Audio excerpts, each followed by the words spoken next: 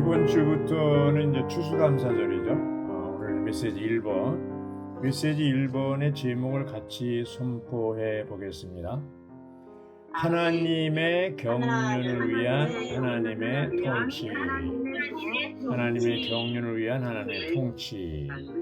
하나님의 통치가 나오는데 통치의 목적이 바로 하나님의 경륜을 위한 거라고 그랬습니다. 메시지 1번의 제목은 에드마 형제님이 이제 전하셨는데 서두에 아주 길게 말씀하셨는데 요약해서 소개해 드리겠습니다. 이번 특별 집회 전체의 주제는 하나님의 경륜을 위해 하나님의 통치 아래서 그리스도인의 생활과 교회 생활합니다. 메시지 1번 제목은 하나님의 경륜을 위한 하나님의 통치. 메시지 1번을 시작하기 전에 한 가지를 언급하기 원한다. 주 예수님은 유대인들의 반대에 직면했을 때 낙심하지 않으셨다. 마태복음 11장 25절 그때 예수님께서 대답하셨다. 하늘과 땅의 주님이신 아버지 하나님께서 이러한 것들을 지혜롭고 총명한 사람들에게는 숨기시고 어린 아기들에게는 계시하셨으니 아버지를 높이 찬양합니다. 라고 말씀하셨다. 이 말씀의 소리가 깨달아야 할 것은 지혜롭고 총명한 사람들이 되지 말아야 한다는 것이다. 우리는 어린 아기가 되고 열려있고 영 안에서 가난하고 마음이 순수해야 한다. 지혜롭고 총명한 사람들이 범죄에 속한 사람들은 자기 자신을 높이 평가하는 사람들이다. 우리는 교만하거나 스스로 확신을 갖거나 닫혀있는 사람이 되지 말아야 한다. 어린아이가 된다는 것은 추구하고 겸손하고 단순하고 순수하고 열려있다는 뜻이다. 시편 119편 130절은 주님의 말씀들이 열리면 빛이 비치며 단순한 이들에게 깨달음을 줍니다라고 한다. 주님은 지혜롭고 총명한 이들에게는 주지 않으시고 단순한 이들에게 말씀을 주신다. 그러므로 우리는 단순한 사람이 되어야 한다. 저 시간은 첫 번째, 오늘 첫 시간 여기 메시지 1번이죠. 첫 번째 표를 다룰 것이다. 로마자 2번이 첫 번째 표이다. 우리가 베드로 전후서에 있는 중심 초점과 기본적인 구조를 보려면 유다서 라이프 스터디 마지막 두 메시지 4번, 5번을 보아야 한다. 위트니스 형제는 베드로 전후서의 주제가 하나님의 통치라고 하셨다. 그렇지만 이것은 이 서신서의 기본적인 구조와 중심 초점이 아니다. 하나님의 통치에 관한 기본 구조는 우리의 누림이 되시는 삼일 하나님 자신이다. 베드로전서 1장 2절 삼일 하나님이 바로 이 서신서의 심장이다. 베드로 전후서의 중심 초점과 기본 구조는 삼일 하나님께서 운행하시어 그분께서 선택된 사람들을 삼일 하나님 안으로 이끄시는 것이다. 이 목적을 위하여 하나님께서 우리를 영원 과거에 선택하셨다. 이 목적은 바로 믿는 이들이 살아있는 돌들로서 영적인 집을 건축하는 것이다. 이 집은 바로 거룩한 제사장 체계이고 하나님의 거처이다. 이것이 바로 베드로서의 중심 초점이다. 우리 모두 유다서 라이프스타디 메시지 4번과 5번을 읽기 바란다. 여기까지 읽고요. 이제 로마자 1번을 누가 읽어주시죠? 베드로의 서신서들의 주제는 하나님의 통치와 그분의 심판이다. 아멘. 아멘. 여기 이제 베드로 전서, 베드로 후서의 주제가 뭐냐? 하나님의 통치와 그분의 심판이라고 그랬습니다. 자, 여기 하나님의 통치가 나오는데 하나님의 통치의 범위는 어때요? 온 우주, 또 천지 만물, 그렇죠? 또 믿는 이들, 안 믿는 이들, 사탄, 모든 영역에 있는 것을 다 통치하고 계십니다. 또 하나님의 그분의 심판은 어때요? 이제 여기 1번을 보면 하나님의 심판은 천사들을 심판하는 데서부터 시작됐는데 이 왜 천사들을 심판하냐면은 첫 번째 창조의 주인공들이 천사들이었어요. 천사장 루시퍼가 배역을 해서 이제 사탄이 되는데 3분의 1 천사들이 거기 가입했어요. 그들을 심판했기 때문에 천사장은 사탄이 되었고 그 3분의 1 천사들은 악한 영들이 되었습니다. 구약 시대에 살던 여러 시대의 사람들을 거쳤다고 그랬어요. 이제 나중에 로마서 3번에 어떤 종류의 사람들이 나옵니다. 자, B번의 신약 시대, C번은 천년왕국 후 이렇게 나오잖아요. 신약 시대 심판은 어디서부터 시작돼요? 하나님의 하나님의 집에서부터 시작된다고 그랬어요. 이 얘기는 뭐예요? 교회에서 시작된다는 거예요. 여기 이제 바로 우리들이죠. 믿는 이들입니다. 교회에서 시작되는 거예요. 이제 여기 베드로전서 1장 17절은 아버지 하나님이 나오는데 1주 2일자에 나오는데 사람을 외모로 판단하지 않으시고 각 사람의 행위에 따라 심판하시는 분은 여러분의 아버지라고 부른다면 하나님 우리 아버지라는 건 놀랍잖아요. 이제 우리 아버지를 하나님을 아버지라고 부른다면 그냥 부르는 거로 끝나는 게 아니라 여러분이 체류자로 사는 동안 두려운 마음으로 지내십시오. 여기 체류자라는 게 뭐예요? 거룩한 나그네. 네, 나그네로 머문다는. 그러니까 천막 생활을 해야 되는 거예요. 체류자는. 아브라함, 이삭, 야곱이 다 천막 생활했죠. 이 땅에 소망을 두지 않고 뿌리를 내리지 않고 우리는 다만 거쳐가는 철로 역정에 나오는 것처럼 하나의 이 땅을 이 세상을 거쳐가는 나그네들이라는 거죠. 나그네는 나가는데 어떤 나그네요? 거룩한 나그네입니다. 그래서 이것을 이제 체류자라고 했는데 아까 권능경자매 얘기를 잘 하셨죠? 꽂혔다고 그랬잖아요. 체류자는 말이. 그러니까 이제 우리가 이 땅에 살 동안에 이 체류자로 산다는 그 마음이 굉장히 중요하다 이렇게 볼 수가 있겠습니다. 주님의 날이 올 때까지 계속된다고 그랬어요. 그날은 천년왕국 전에 유대인들과 믿는 이들과 이방인들에 대한 심판의 날이 될 것이다. 이제 천년왕국이 와요, 안 와요? 와요. 지금은 이제 은혜 시대 교회 시대가 거의 끝날 무렵이고 천년왕국으로 넘어가는 마지막 단계인 것 같아요. 그래서 천년왕국이 오는데 믿는 이들은 천년왕국 전에 심판을 받고 불신자들은 천년왕국 후에 이 마귀들과 악한 영들 다 귀신들 후에 이제 심판을 받고 불못으로 가는데 믿는 이들의 심판은 뭐예요? 보상과 징계에 대해서 결정하는 거예요. 천년왕국 전에. 그래서 여기 이제 천년왕국 12번에 보면 천년왕국 후에 사람들과 귀신들, 불신자들이죠. 죽은 모든 사람이 심판을 받는 거죠. 멸망하는 거죠. 그리고 또 그 천년왕국 후에 하늘들과 땅은 불타버릴 것이다. 이렇게 나옵니다. 그래서 이러기 때문에 나중에 이제 또 베드로후서 3장을 다루겠습니다. 그때 좀 자세히 얘기하고요. 이 D번에 보면 여러 가지 심판의 결과는 똑같지 않다고 그랬어요. 네. 현 시대에 이제 하나님 믿는 이들에 대한 징계와 다루심이 있는데 이건 뭐예요? 보상과 징계에 관계되는 것이죠. 예. 그래서 이건 또 다음 어떤 시대 심판의 결과는 시대적인 형벌인데 바로 천년왕국 보상과 징계가 관계되는 것이고 어떤 심판의 결과는 영원 멸망이라는 얘기는 천년왕국 후에 불신자들, 귀신들 이런 거에 대한 심판을 얘기합니다. 영문자 2번에 보면요. 그러나 주 예수님이 모든 심판을 통하여 뭐예요? 우주 전체를 말끔히 치운다 그랬어요. 우주도 심판해, 우주도. 로마서 3번에 보면 이제 우주의 방면도 얘기하고 있잖아요. 측면도 얘기하는데 우주도 다 심판하십니다. 그러니까 하나님의 이 통치의 영역이 온 우주를 다 통제한다고 그랬어요. 그리고 F1을 보면요. 하나님의 통치적인 심판은 다니엘서에 이렇게 볼 수 있는데 이건 하나 예시고 예죠. 구약시대에. 거기 1번은 느부갓네살에 대한 거, 2번은 벨사살에 대한 건데 다니엘서 4장에 보면 다니엘이 뭐예요? 아주 마음이 높아지고 영이 너무 거만해져 교만하게 행하다가 옥자에서 내몰리고 영광도 빼앗겼다고 그랬어요. 다니엘서 5장 20절에. 하나님은 그가 하늘들이 다스린다는 것을 알게 된 후에야 그의 왕국이 그에게 보장될 것이라고 다니엘을 통해서 말씀하신 거죠. 그렇죠? 그래서 이렇게 경고한 다음에 1년 동안 1년 동안 기다렸는데 느부갓네살이 회개했어 안 했어요? 안 했어요. 안 하고 결국 4장 25절에 보면 다니엘이 결국은 어떻게 돼요?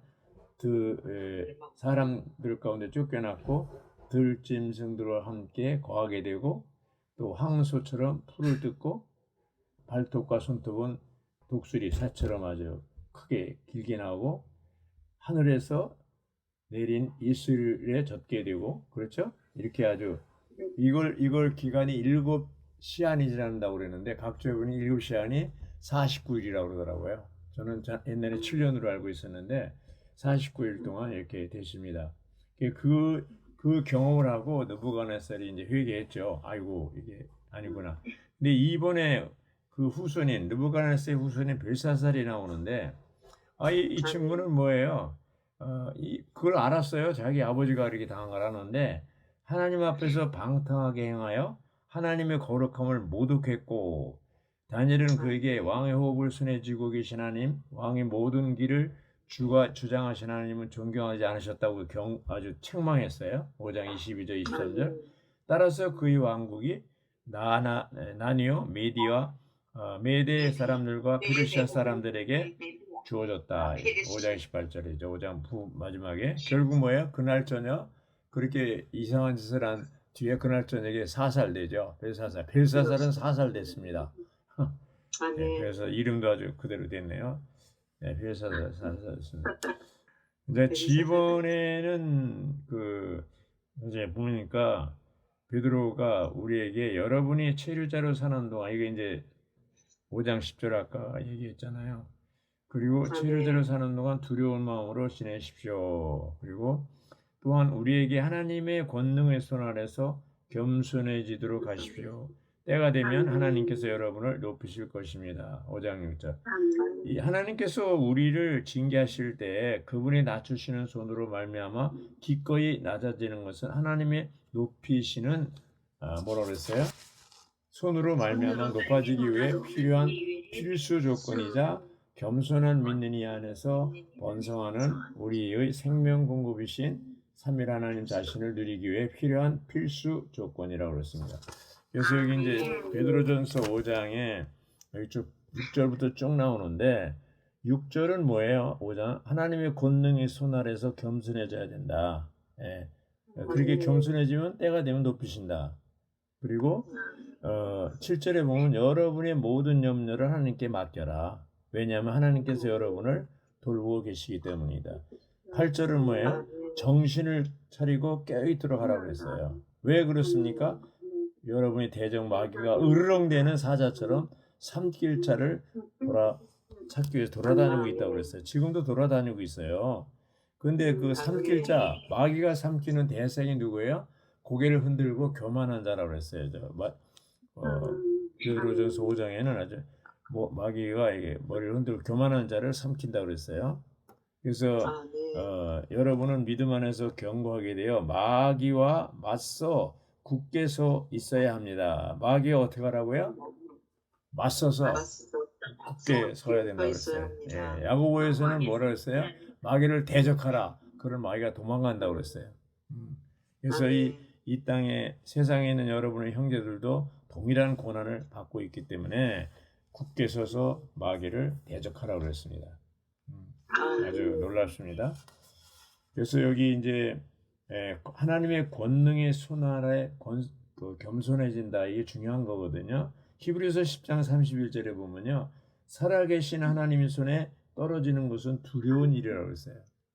여기 5장 8절이나 5장 6절이나 히브리서 10장 31절은 다 뭐예요? 사람의 말을 안 듣고 버티다가 하나님의 손을 대면 끝나는 거예요. 그 사람은. 그러니까 사람이 말을 할 때 사람을 통해서 경고하거든요. 말할 때 잘 느부갓네살이 그랬잖아요. 다니엘을 통해서 경고했잖아요. 1년 동안 기다렸잖아요. 결국 말 안 듣다가 비참한 말이 됐잖아요. 벨사살은 아주 더 한수도 떠가지고 그 이상한 짓 하다가 작살났잖아요. 그날 전에 주월에 아주 무시무시한 겁니다. 하나님의 손을 내어 무시무시한 겁니다. 에치본을 보면요. 에치본 주님을 두려워하는 것은 뭐라고 그랬어요? 그분을 공경하며 네. 모든 일감으로 하나님을 공경하고 존중하는 거라고 그랬어요. 하나님을 공경하고 존중하는. 예, 주님을 두려워하는 것은 주님을 존중하는 것이라고요.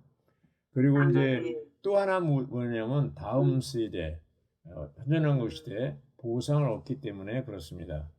현 시대에 주님의 미소를 잃는 사람은 다음 시대에 보상을 받지 못한다고 그랬어요. 그래서 우리는 주님의 미소라는 것은 주님의 그 임재를 얘기하고 있잖아요. 그래서 우리가 이제 이러한 이사야 11장 2절에 있는 것처럼 여호와를 경외하는 영이라고 했는데 정말 우리가 이 땅에서 깨어 기도할 뿐 아니라 주님을 경외하는 이러한 삶을 살아야만 보상을 받을 수가 있습니다. 로마자 2번을 누가 읽어주시죠? 베드로 전후서의 주제는 하나님의 통치지만 하나님의 통치가 이 서신들의 중심 초점이나 기본 구조는 아니다. 하나님의 통치에 관한 모든 것은 이 서신서들의 중심 초점과 기본 구조로, 즉 하나님의 경륜을 수행하도록 우리의 충만한 누림이 되시는 삼일 하나님께로 우리를 되돌아가게 해야 한다. 아멘. 예.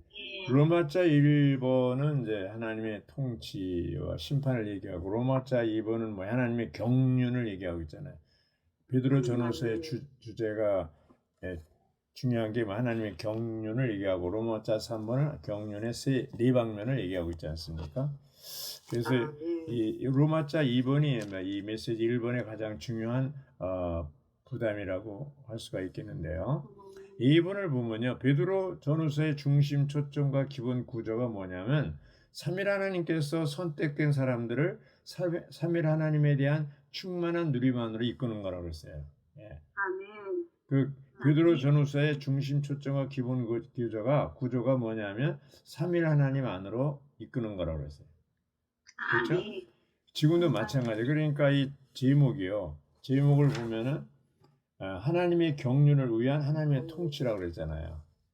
네, 하나님의 통치의 목적은 하나님의 경륜을 안으로 이끄는 거잖아요. 이끄는 거라고 그랬습니다. B번을 보면 베드로 전후서의 중심 초점과 기본 구조가 또 뭐예요? 완전한 구원을 성취하는 거라서 완전한 구원을 성취하는 거. 네, 완전한 구원이라는 게 뭐예요? 사람을 영과 혼과 몸 세 방면을 다 구원하는 것을 얘기하고 있습니다. 우리가 형제자매들을 도울 때 목양할 때 한 방면만 도와서는 안 돼요. 영적이면, 혼적이면, 정신적이면, 육신적이면 세 방면을 다 도와야 돼요. 어떤 사람들은 영적인 면만 도우는데 이 정신적인 면이나 육신적인 면은 또 소홀히 하면 합당하게 도울 수가 없어요. 하나님은 완전한 구원을 하시기 위해서 우리를 세 방면으로 다 하는데 그렇게 하시면서 우리를 거듭나게 하고 또 말씀을 먹이고 자라고 변화받게 하는 거잖아요. 그래서 우리 영이 거듭나고 우리 혼이 변화되고 우리의 몸이 변형되는 거, 이것이 하나님의 완전한 구원의 세 방면이라고 할 수가 있겠습니다. C번을 보면요, 베드로는 요한과 바울과 자기 자신 같은 초기의 사도들이 비록 일하는 방식과 사용하는 용어와 말하는 방식과 어떤 일에 대한 관점과 가르침을 제시하는 법은 서로 달랐을지라도 동일하고 유일한 사역, 그 신약의 사역에 참여했다는 것을 담대하게 인정했다고 했습니다. 이제 그 중요한 게 이제 베드로, 요한, 베드로 그리고 바울이잖아요. 주된. 근데 요한은 이제 주로 생명의 방면을 사역했고 또 베드로는 하나님의 경륜, 그리고 또 누구예요? 요한은 하나님의 경륜, 베드로는 하나님의 통치 방면을 주로 했는데 어떻게 했어도 유일한 사역이고 동일하게 신약 사역에 참여한 분들이라고 볼 수가 있겠습니다. 그래서 이 베드로후서 3장 16절 바울은 모든 편지에서도 이런 것들이 관하여 말해서 바울을 소개하고 있어요.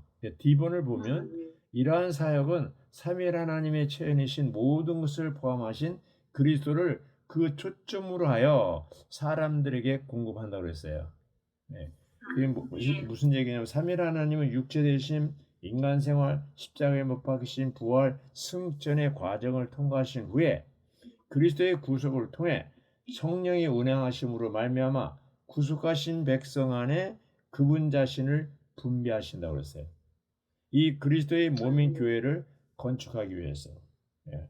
자, 그리스도의 몸은 뭐예요? 아버지의 영원한 목적을 따라서 삼위일 하나님의 충만한 표현, 곧 충만으로 완결될 것이다. 이렇게 하고 있습니다. 아멘.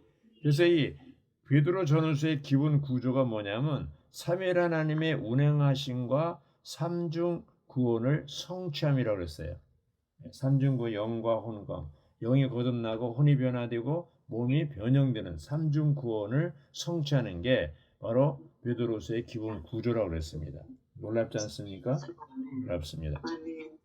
이 베드로는 바울의 글을 언급함으로써 자신의 글을 강화했고요. 3장 15절 16절에 그리고 하나님의 중심과 통치와 심판에 대해서 바울과 같다고 이렇게 언급하고 있습니다. 할렐루야. 예. 여기 베드로 후서 3장 18절이 나오는데요. 그 18절 나오기 전에 베드로 후서에 이제 로마자 3번에 가서 얘기하겠습니다. 로마자 3번을 누가 읽어주시죠? 베드로는 8장 밖에 되지 않는 그의 두 서신에서 창세된 영원 과거부터 영원 미래의 새 하늘과 새 땅까지 하나님의 경륜 전체를 다루었다. 그는 신원자들이 예언했고 사도들이 전파했던 하나님의 경륜에 관한 중요한 사항들을 다음 4가지 측면에서 밝혀준다. 네. 여기 이제 베드로서가 뭐냐면 8장밖에 전서는 5장, 후서는 3장인데 전서를 쓸 때 베드로는 어떤 약 AD 한 64년경에 전서를 썼다고 그랬어요. 베드로전서의 그 처음에 도입 부분에서 보면 개요에서 보면 그런데 어떤 사람들에게 썼냐? 흩어진 유대인 믿는 이들에게 흩어진 어디서 썼냐? 유프라테스 강 바벨론에 썼다고 그랬어요. 그러니까 이제 이런 이방 땅에 흩어진 유대인 믿는 이들이 베드로가 보낸 서신을 썼는데 거기 이제 그 주로 전서에서는요. 바로 이제 5장 아까 읽어드린 5장 6절부터 이렇게 보면은 하나님의 권능이 손 아래 겸손해라. 그리고 정신을 차리고 깨어 있도록 해라. 이거예요. 그리고 마귀의 믿음 안에서 견고하게 서서 마귀를 대적하라 이렇게 했고요. 그다음에 이제 후서에서는 뭐를 강조하냐면 후서는 AD 69년경에 로마에서 썼다고 그랬어요. 그런데 그 바울도 보면은 바울이 마지막 서신이 디모데 후서잖아요. 디모데 후서. 그러니까 디모데 후서 4장 6절에 보면 내가 떠날 때가 가까이 왔다 이렇게 얘기해서 선한 싸움을 싸우고 7절에 그 다음 절에는 내가 선한 싸움을 싸우고 믿음을 지켰다고 이렇게 얘기했잖아요. 마찬가지로 베드로후서 1장 14절에도 보면 나의 장막을 벗을 때가 임박하였다 이렇게 얘기했어요. 후서를. 그게 이제 AD 69년경이에요. 그러니까 전서를 쓴 뒤 한 5년 후에 후서를 썼어요. 그러고 나서 이제 69년경에 AD 70년에 예루살렘 성전이 회파되기 전에 베드로도 순교합니다. 그러니까 바울의 마지막 서신은 디모데 후서고 베드로의 마지막 서신은 뭐예요? 베드로 후서예요. 그렇죠? 맞죠? 그래서 이런 걸 볼 때 이제 자기가 죽을 때 순교할 때가 가까이 왔을 때 사람들은 제일 중요한 것을 이렇게 나눠주고 싶을 거 아니에요. 그래서 특히 이제 베드로 후서에 여기 보면요. 삼위일 하나님의 측면, 또 믿는 이들의 측면, 그리고 사탄의 측면, 우주의 측면 이렇게 나오는데 여기에서 볼 때 이 4가지 측면, 하나님의 경륜이라는 중요한 4가지 측면인데 3장에서요. 10절에서 뭐라고 그랬냐면 그러나 주님의 날은 도적같이 올 것입니다. 마태오 24장에도 내가 도적같이 간다고 그랬잖아요. 도적이 내가 언제 간다고 예고하고 가야 몰래 와요. 아멘. 모레 오잖아요. 주님의 날은 도적같이 올 것이며 여기 바울도 얘기하고 있습니다. 그날에 하늘들은 큰 소리를 내며 사라지고 원소들은 뜨거운 열에 타서 풀어지며 땅과 땅에 있는 모든 것은 다 불타버릴 거라고 했어요. 아멘. 그래서 제가 이제 베드로후서 3장 10절, 11절 쭉 나오는데 여기를 다른 한 10가지 성경을 다 읽어봤어요. 다 읽어봤는데 똑같이 완전히 하여튼 불로 심판하는 것을 얘기하고 있어요. 하나님의 하늘들과 땅을 심판하는 걸 얘기하고 있어요. 하늘도 우주잖아요. 큰 소리를 내고 사라지고 원소들이 원소들은 뜨거운 열에서 풀어지고 땅에 있는 모든 거 다 불타라고. 자, 이런데 그 다음에 이제 이게 중요한 거예요. 11절이 중요해요. 뭐냐면 이 모든 것이 이렇게 풀어질 것인데 여러분은 어떠한 사람이 되어야 하겠습니까? 여러분이 누굽니까?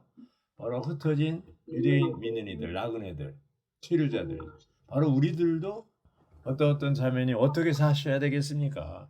주님이 그날에 오면 다 우주가 다 타버리고 끝나는데, 이제 천년왕국 후의 얘기입니다. 이거는 또 천년왕국 전에 주님이 오시기 전에 심판대에서 우리는 보상과 징계를 받고 천년 동안 그리스도와 함께 왕노릇한 후에 온 우주가 다 이제 불타버릴 것인데 이 땅에 소망을 두고 살겠냐 이거예요. 어떻게 살으라고 그랬어요? 여러분은 거룩한 방식으로 생활하고 경건하게 살라고 그랬어요. 어떤 삶? 거룩한 삶을 살라는 거예요. 우리는 뭐예요? 거룩하신 하나님의 생명을 거룩하신 생명을 물려받은 거룩한 백성들이기 때문에 우리 생각이 거룩하고 우리 말이 거룩하고 우리 행동이 거룩해야 돼요. 우리 생활이 거룩해야 돼요. 거룩이라는 말이 뭐예요? 두 가지 있잖아. 하나는 우시적인 거룩이고 하나는 기질적인 거룩이 있어요. 이스라엘 백성들이 출애굽해서 광야로 옮긴 것은 우시적인 거룩이에요. 그러나 여전히 그들은 노예 백성들이에요.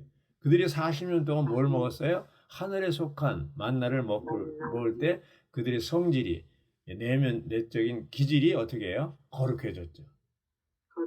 우리는 세상으로부터 종교로부터 회복 안에 들어왔습니다. 들은 그 상태에서는 뭐예요? 우치만 거룩해진 거예요. 그러나 이제 교회 생활한 왕국 생활하고 교회 생활하면서 거룩한 생활을 계속 유지하면서 어떻게 돼? 우리도 거룩한 백성이 되는 거예요. 그래서 11절에 거룩한 방식으로 생활하라고 그랬어요. 경건하게 살라고 그랬어요. 그렇죠? 왜냐? 또 한 번 강조하면 12절에 하나님의 날이 오기를 고대하고 재촉해야 된다. 자, 우리들은 뭘 고대해요? 하나님의 심판의 날이 와봐라. 그때 봐라. 지금 이 땅을 이거 보십시오. 온통 전쟁과 불의가 가득하고 러시아가 우크라이나를 공격하고 하여튼 굉장히 미국이 얼마나 타락하고 그걸 온 세계에 지금 그 타락한 것을 전파하고 있어요. 동성연애, 그렇죠? 동성결혼, 이런 것들, 레즈비언, 게이 이런 것들이 그냥 아주 미국 연방 헌법으로 동성결혼을 합법한 것이 미국이라는 나라. 미국은 기독교 국가가 아닙니다. 지금 너무너무나 타락한 거예요. 그걸 한국이 그대로 또 각 나라 다 영향을 받고 있잖아요.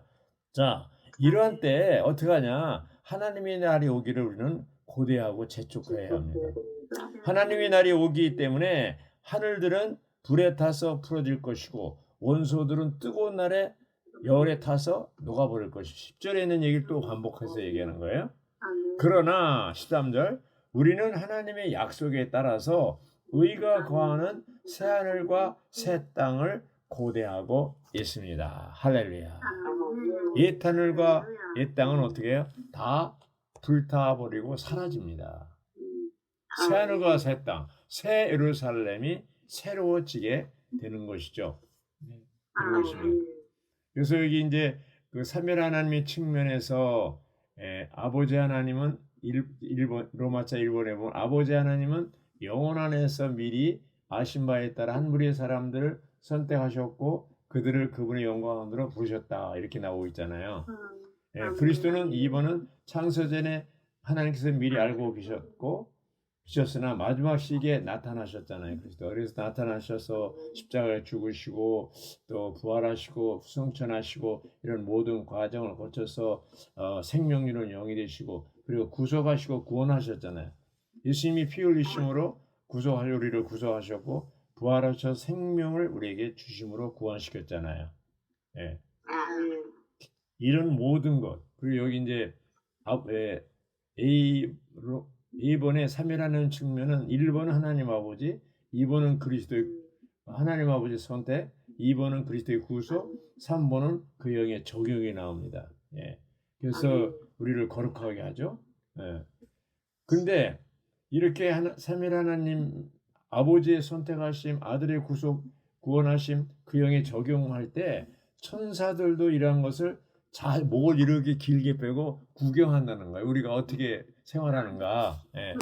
그 마태복음 18장에 보면요.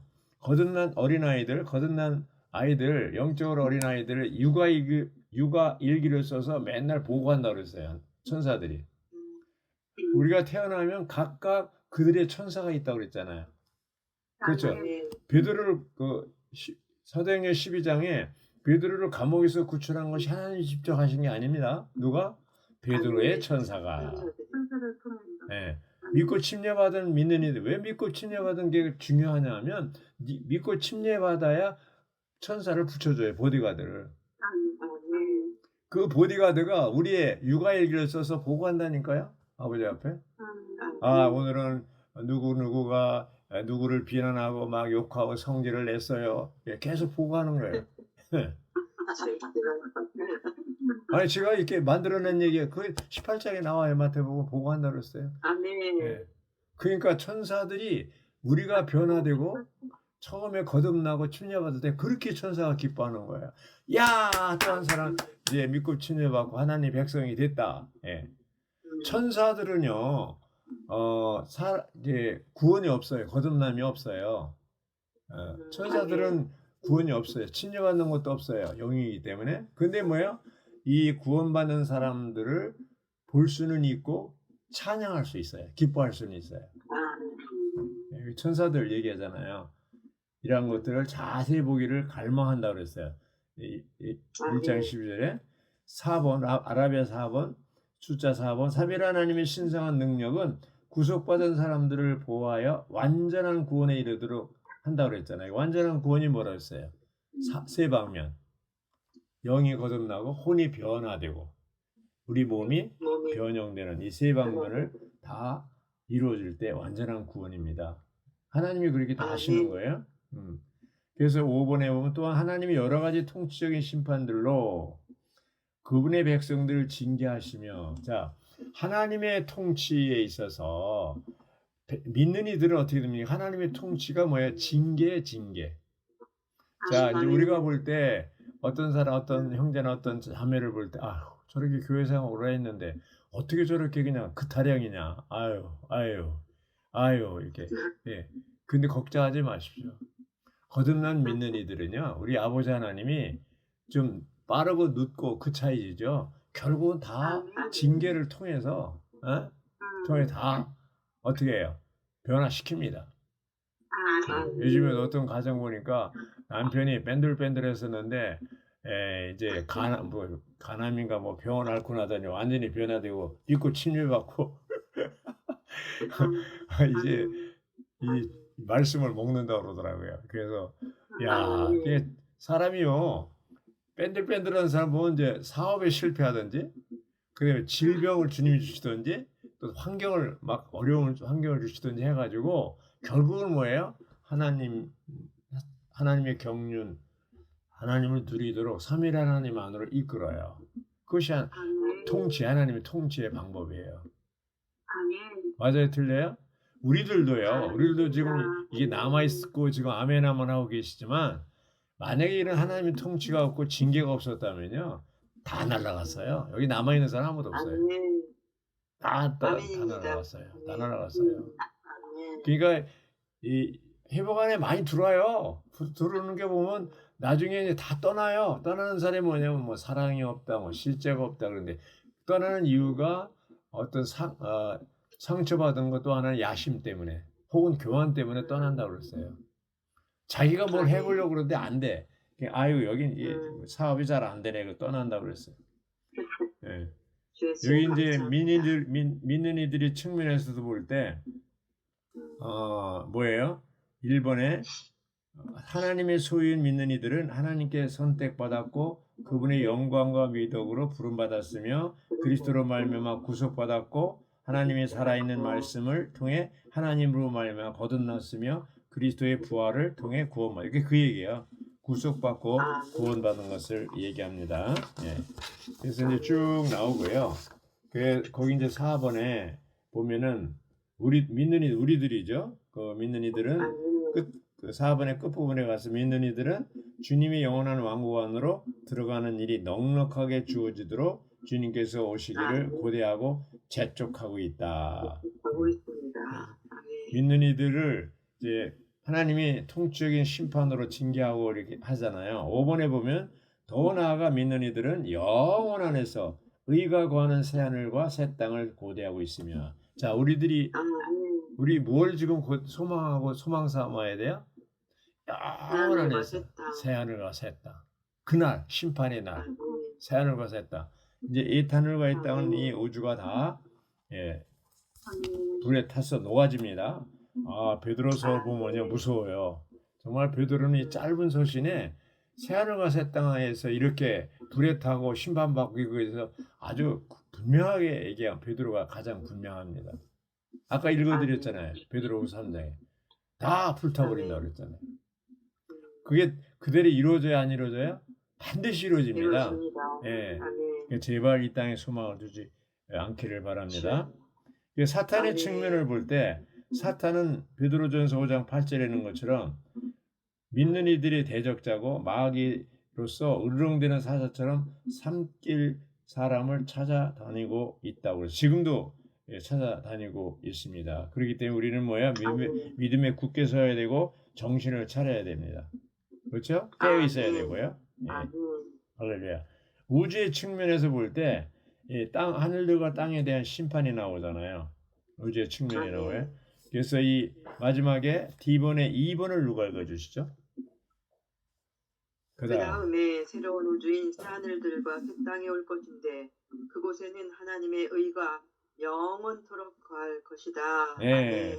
새하늘과 새 땅 새 예루살렘에는 하나님의 의가 다스리는 영원토록 거한다고 했어요. 이게 이제 베드로후서 3장 13절인데 그러나 우리는 하나님의 약속에 따라 의가 거하는 새하늘과 새 땅을 고대하고 있습니다. 이렇게 얘기하고 있어요. 고대하고 있습니다. 그래서 이 고린도후서 3장 끝부분이죠. 3장 10절부터 12절까지가 이게 소제목이 뭐냐? 하늘들과 땅에 대한 하나님의 심판이에요. 하늘과 땅에 대한 하나님의 심판. 그리고 이제 베드로후서 3장 마지막 절이 뭐냐 하면 여러분은 오직 우리의 주님이시여 구주이신 예수 그리스도의 은혜와 그분을 아는 지식으로 어떻게 해요? 잘하십시오. 그러니까 사실 보세요. 자매님도 보세요. 이런 거 다 알아요. 다 아는데 이제 추수감사절 메시지 1번 통과했어요. 그러면 내 생활이 아무 변화도 없다면 이거 소용없는 거예요. 실제로 우리 생활이 걸어간 생활로 바뀌어야 되고 우리 이제 깨어 있어야 되고 그렇죠? 마귀를 대적해야 되고 여기 베드로후서 3장 18절에는 것처럼 오직 우리의 주님이시여 구주이신 예수 그리스도의 은혜와 그분을 아는 지식으로 자라야 돼요. 예, 영광 이제와 영원의 날까지 그분께 있으시기를 바랍니다. 자라야 돼요. 날마다 자라야 돼요. 서로. 그래서 서로 놀래야 돼요. 저 자매님 보니까 엄청나게 바뀌었네, 변했네. 예, 혼의 구원을 받아야 돼요. 할렐루야. 주님을 찬양합니다. 여기까지 하겠습니다. 아멘.